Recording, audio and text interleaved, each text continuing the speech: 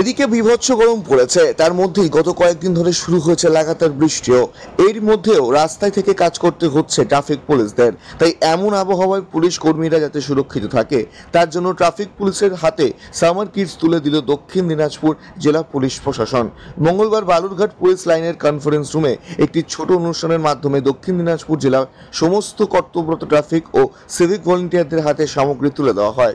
এদিনের অনুষ্ঠানে উপস্থিত ছিলেন জেলা পুলিশ সুপার চিন্ময় মিত্তাল, অতিরিক্ত পুলিশ সুপার কার্তিক চন্দ্র মণ্ডল, ডিএসপি হেডকোয়ার্টার বিক্রম প্রসাদ, ডিএসপি ট্রাফিক বিলমা মঙ্গল সাহা সহ অন্যান্য পুলিশ আধিকারিকরা। মূলত গ্রীষ্মকালে রোদ ঝড় বৃষ্টি মাথায় নিয়ে রাস্তায় কর্মরত থাকেন জেলার ট্রাফিক পুলিশ ও সিভিক ভলেন্টিয়াররা। প্রখর রৌদ্র ও বৃষ্টির হাত থেকে রক্ষা দিতেই দক্ষিণ দিনাজপুর জেলা পুলিশ প্রশাসনের তরফে সামার কিটস দেওয়ার উদ্যোগ নেওয়া হয়। এদিন ট্রাফিক পুলিশ ও সিভিক ভলেন্টিয়ারদের হাতে গ্লুকোজ, ওআরএস, ছাতা, সানগ্লাস, জলের বোতল ও টাওয়াল তুলে দেন জেলা পুলিশ সুপার চিন্ময় মিত্তাল সহ উপস্থিত আধিকারিকেরা। এদিন মোট 500 জনের হাতে এই সামগ্রী তুলে দেওয়া হয়। আমরা সবাই জানি পুলিশ সব সময় এক্সট্রিম কন্ডিশনে ডিউটি করে, মানে যেখানে সাধারণ মানুষ জেনারেলি ডিউটি করতে পারে না।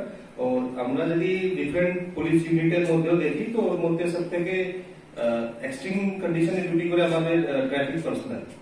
ওটা বৃষ্টি থেকে স্টার্ট করে রোদ হলো, ঝড়, যে সমস্ত ওগুলো ওখানে আমাদের ট্রাফিক পার্সোনাল সবসময় দাঁড়িয়ে থাকে। তো এখন আমরা বছরের একটা মানে এক্সট্রিম সিচুয়েশনে আমরা আছি, যখন temperature are at the highest levels এবং সাথে সাথে প্রি মনসুন টাইমও স্টার্ট হয়েছে, যেখানে যে মৌসুমের ঝড় বৃষ্টি হতে পারে। তো এইসব নজর রাখে আমরা আজকে আমাদের ট্রাফিক পার্সনের জন্য কিছু কিট আজকে বিতরণ করবো।